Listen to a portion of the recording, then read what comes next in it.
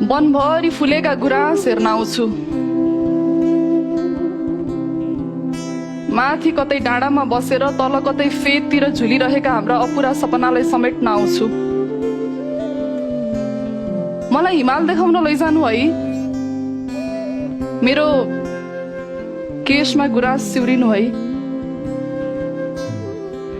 केही बेर जीवन त मलाई नि बाँच्नु छ, मेलामा घुम्नु छ। झलमल्ल परेका बत्तीहरूमा तिमीलाई हेर्नु छ।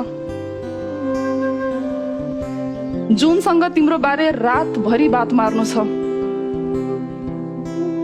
तर शीतको पहिलो थोपा खस्नु अघि